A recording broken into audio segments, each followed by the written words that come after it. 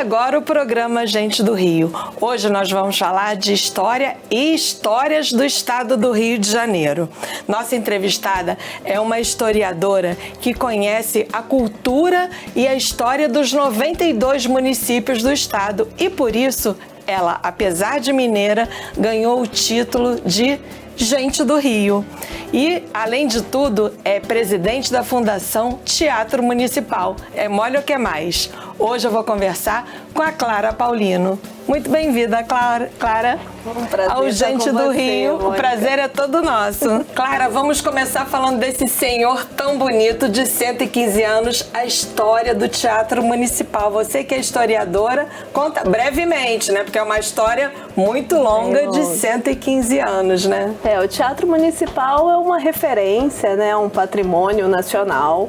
E era um teatro que foi muito solicitado pela sociedade à época, para que houvesse um grande teatro na cidade para receber as artes clássicas, mas também pela demanda de políticos e grandes artistas que queriam uma sala de espetáculos nos padrões europeus. Então, em 1905, após tanta demanda, o prefeito à época, Pereira Passos, acolhe esses pedidos de tantos artistas e lança a pedra fundamental do teatro, que é inaugurado em 1909, acabou de completar 115 anos. E é uma referência, é um exemplo da modernização que a cidade sofreu, né, no início do século e que abriga tantas histórias que fazem parte do nosso país, do nosso estado e da cidade do Rio de Janeiro. E temos o nosso Fantasma da Ópera, é verdade que tem assombração lá? Bom, conforme dizem, é verdade, né? Dizem que até hoje grandes nomes, alguns fantasmas não tão conhecidos, de bailarinos e bailarinas, mas grandes nomes que participaram da inauguração do teatro ainda estão com a gente, como o próprio arquiteto que projeta o teatro, Oliveira Passos, filho do Pereira Passos, Olavo Bilac, Bidu Sayão. Então a gente tem aí uns fantasmas de peso. Temos os fantasmas conhecidos e os fantasmas anônimos, todos convivendo na maior harmonia lá. Perfeita harmonia. Eu sempre brinco que se for para agregar, eles podem ficar por lá. E nos salões, as visitas, o que a gente tem de histórias interessantes ali? A gente tem inúmeras histórias interessantes, né? Como eu falei, o Teatro Municipal ele foi palco de momentos marcantes, como a visita do presidente Obama, a gente tem Lady Di passando pelo teatro, a gente tem, deixa eu pensar, bailes, tantos bailes de carnaval também, eu citei, né? A gente infelizmente perdeu a Rosa Magalhães e Rosa já fez figurinos de inúmeros espetáculos, decorou os bailes do teatro. Ainda esse ano a gente lançou uma revista interdisciplinar, o qual o tema era carnaval, e a Rosa, a gente teve a alegria de ter um texto escrito por ela, e o nome do texto é Eu Decorei os Bailes do Teatro Municipal. Então o teatro é palco de inúmeros momentos, a primeira transmissão radiofônica, que com a ópera O Guarani, que até hoje endossa a chamada da Voz do Brasil. Então é uma instituição marcante em todo esse cenário e com milhares de histórias que podem ser citadas. Que todo carioca devia conhecer, né? Exatamente. A gente tem aqui um quadro que depois você vai conhecer, que é o Vamos Marcar. O Vamos Marcar, o Teatro Municipal devia ser um point do Vamos Marcar do carioca, não é não? Com certeza, deveria. Eu acho que todo mundo devia conhecer. Agora, você é historiadora, Clara, e também você se vangloria, com toda a razão, de conhecer a história dos 92 municípios do estado do Rio de Janeiro. Pouca gente deve conhecer, deve saber isso, né? Sim, sim. Quantas peculiaridades aí dessa história dos nossos municípios? Eu digo que o estado do Rio de Janeiro é um estado riquíssimo, né? Porque as suas regiões acabam abrigando diferentes culturas. Então, a gente encontra no nosso estado, apesar de não ser um estado grande em dimensão, muita cultura, muita arte. A gente tem toda uma cultura econômica que perpassa pelo estado, que vai do sal da Baixada Litorânea, do açúcar no norte fluminense, do café no Médio Paraíba.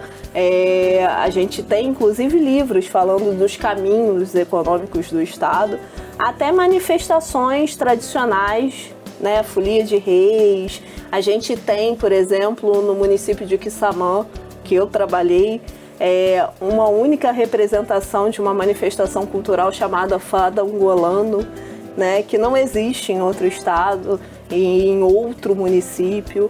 A gente tem Manaxica. E como é que é o Fado Angolano? O Fado Angolano, ele é dançado em formato de cruz, 2 pares, e eles tocam e ao mesmo tempo que dançam, eles sapateiam ao ritmo da música. É uma manifestação muito bonita e que só existe lá. Então, hoje em dia, se briga exatamente pelo reconhecimento dessa manifestação. E tem tantas outras culturas, né, ligadas a essas fontes econômicas. Então, o estado do Rio é riquíssimo numa beleza cultural, uma beleza natural. A gente tem lagoa, a gente tem cachoeira, a gente tem inúmeras plantações. O que o carioca quiser, ele encontra no seu estado. Você é uma pesquisadora da história oral, aquela história que vai sendo contada de geração para geração, sem estar escrita em lugar nenhum, né? Um descendente vai contando para o outro, um amigo vai contando para o outro, e assim a história fica. A história dos imigrantes do Morro da Conceição é um exemplo desse tipo de história? Sim. E qual é essa história? O que a gente tem para contar dos imigrantes do Morro da Conceição? Que é uma história muito rica, né? Sim, sim. A história do Morro da Conceição, né? Eu trabalho isso desde a faculdade. Depois eu me dediquei a outras frentes dentro da própria história oral. E poucas pessoas imaginam, né, que a gente teve toda uma imigração baseada na cultura portuguesa e espanhola ali naquela região e que até hoje se mantém. Então, as casas do Morro da Conceição, em sua maioria, são de imigrantes portugueses e espanhóis e que mantiveram, por exemplo, alguns saberes e algumas festas tradicionais, como a festa do Alto do Morro da Conceição, né? O meu trabalho dentro da história oral era entender a manutenção dessas tradições e a manutenção de coisas do dia a dia. Como? A gente tem imigrantes que já estão no país há mais de 60 e 70 anos e continuam preservando seu sotaque, né? Isso é uma forma de manter a sua origem, a sua tradição e a sua memória. Então, enquanto historiadora, eu trabalho basicamente com essa ideia da memória e a história daquele local ali, do Porto do Rio e do... Tem ali a Pequena África também, sim, né? Sim, sempre conviveram muito bem, né? Essa é uma história riquíssima. Você também fez pesquisas arqueológicas e pesquisou o patrimônio ferroviário do Rio de Janeiro. Eu nunca pensei nisso. Patrimônio ferroviário do Rio de Janeiro. O que é isso? A gente tinha um estado cortado por uma linha férrea e que eu lamento muito que tenha se extinto, né? Tenha acabado. Então, o patrimônio ferroviário é exatamente as estações que se mantiveram e os trechos de linha que algumas vezes até hoje são utilizados. Que são lindas, né? Agora a gente vai ter a restauração da Estação Leopoldina, né? Linda, maravilhosa. E a gente, ao longo, tem muitas. A de Marechal Hermes é muito bonita, por exemplo. A gente tem né? todas essas estações. A gente tem a de Japeri, que são estações ainda utilizadas e urbanas. Mas a gente tem em todo o estado. Então, a gente tem estações que já foram, infelizmente, demolidas, mas a gente, na maioria dos municípios. Então, a gente tem a estação de São Fidélis, a gente tem a estação em Coatis de Joaquim Leite. Em cada município, a gente acha uma referência. Algumas malhas, inclusive privadas, né? Mais uma vez citando o município de Quissamã, que eu trabalhei diretamente, fiz parte da prefeitura, existia um trecho de 36 quilômetros de malha ferroviária própria que ligavam as diferentes fazendas ao engenho, à usina central, o engenho central de Quissamã. Então a malha ferroviária era algo muito forte e que foi sendo substituída gradativamente pela malha rodoviária. O que não faz muito sentido, né? Não é sustentável, não devia ser um transporte de massa, né? E por isso eu lamento tanto, né? Porque é um transporte rápido e que a gente já tinha uma linha muito forte, então a gente conseguiria ligar todas as nossas regiões dentro do estado do Rio através da ferrovia, né? Mas foi substituída, é a modernidade. A ideia era a gente ter uma entrega porta a porta, como diziam. Muito interessante. A modernidade agora é ser sustentável, né? Quem sabe a malha não volta. Né? Mas é difícil. A minha grande alegria hoje em dia é ver as estações sendo reutilizadas e sendo ressignificadas em prol das populações e dos territórios e principalmente através da utilização cultural, da utilização social, né? A gente tem alguns exemplos, então a gente tem a Estação de Paulo de Fronten, que é um centro cultural, a gente tem a Estação de Barra do Piraí, a gente tem inúmeras referências, né? Resende, então, já que não existe a malha férrea, que pelo menos essas estações que são tão bonitas sejam utilizadas. Que a nossa estação Leopoldina seja mais um exemplo, né? Leopoldina eu tenho um carinho especial porque o meu avô foi ferroviário nela. Então eu brinco também que trabalhei com patrimônio ferroviário porque trago a ferrovia no sangue. Muito legal. E suas pesquisas arqueológicas? Eu trabalhei durante um tempo no IPHAN, né? Eu já havia tido contato, não diretamente, com a pesquisa arqueológica. E quando estava no IPHAN, no Instituto do Patrimônio Histórico e Artístico Nacional, eu acompanhei mais diretamente todo esse trabalho arqueológico, tanto de levantamentos de sítio, quanto da fiscalização das obras, porque a gente estava num momento de grandes obras na cidade do Rio, que era exatamente a vinda do VLT e a revitalização do porto. E são sítios arqueológicos belíssimos. Voltando ao Teatro Municipal, no dia 12 de julho agora, ele abrigou a festa de comemoração do Dia Nacional do Funk. Né? Foi mais uma demonstração da democratização do teatro, da diversidade nele. Sim, a gente é um espaço de todos, né? O Teatro Municipal é um equipamento público do Estado e a gente recebe todos os tipos de arte ligadas ao canto, à música e à dança. E o funk é uma arte, uma referência musical do nosso estado e hoje em dia nacional. Então nada mais justo do que abrir as portas do teatro para receber essa referência também, né? E esses artistas que batalham há tanto tempo pelo reconhecimento do funk como uma cultura de periferia, né? Então, pra gente foi um evento lindo, foi ótimo. E como é que foi esse dia? Como é que foi essa convivência? Tinha muita gente que ainda não tinha entrado no Teatro Municipal. Como é que foi? Foi um dia super feliz, assim. O organizador, que é o Rogério, tava muito nervoso.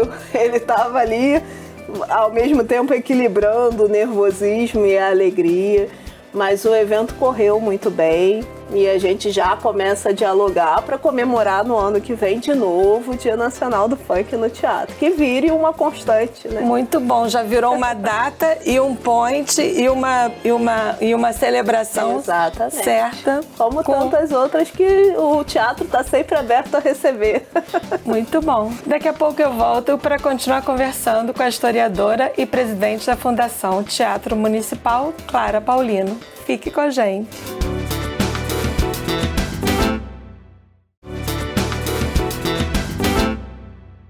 Estamos de volta com o Gente do Rio, hoje conversando com a historiadora e presidente da Fundação Teatro Municipal, Clara Paulino. Clara, e a programação do Teatro Municipal, como é que tá? A programação tá melhor do que nunca, eu sou suspeita para falar, mas está... Muito diversificada. Vocês têm feito uns espetáculos tocando os cantores populares também, né? Sim, a gente além das tem óperas. Uma programação vasta.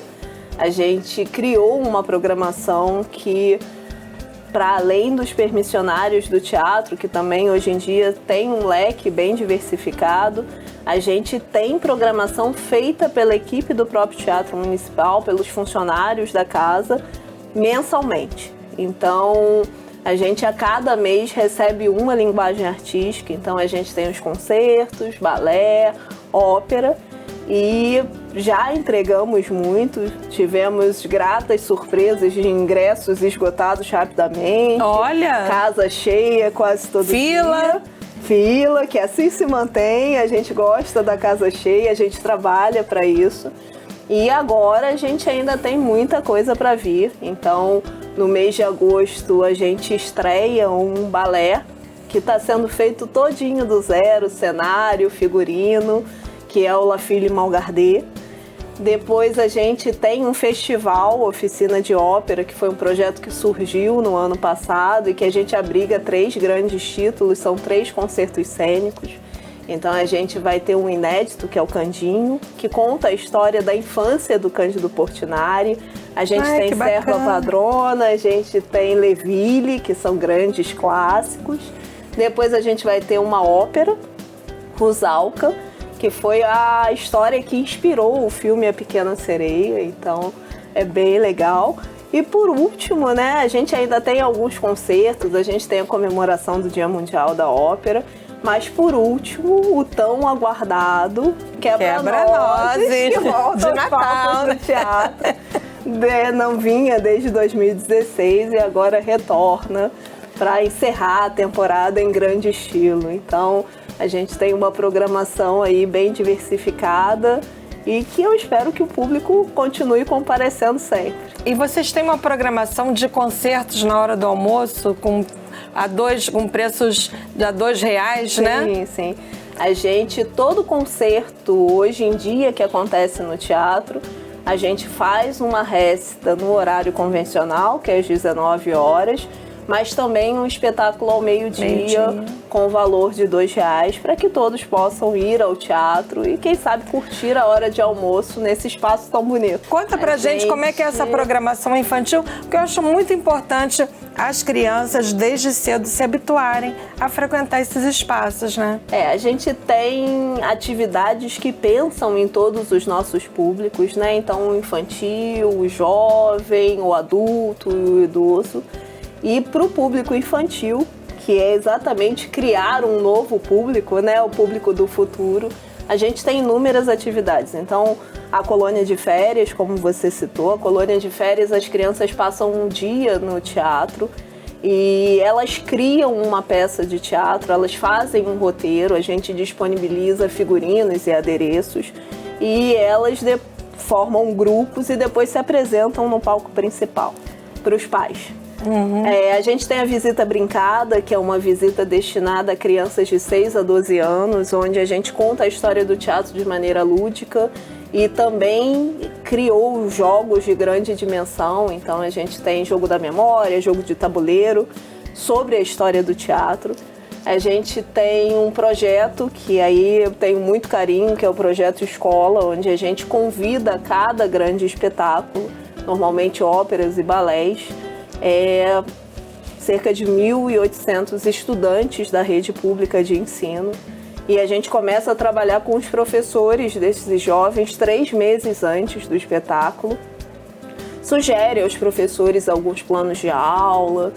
E quando a criança chega, ela chega entendendo o espetáculo e a gente ainda distribui uma cartilha educativa que conta a história, tem atividades, tem joguinhos. Então, a gente vem sempre pensando nesse novo público. Falando em joguinhos, vamos para o nosso momento de botar cartas. Tá, jogos de cartas. Nosso momento cartomante, pode escolher uma carta. Essa. Cheio de fome. Onde é bom comer no Rio e o quê? Ai, gente. Eu sou um pouquinho gulosa, eu teria 300 lugares para citar. O que vem à mente, a patanisca do pavão azul. Pronto. Mais uma. Mais uma? Não, mais uma carta. Pode tirar. Tá, eu ia falar, ai, eu tenho tantas opções.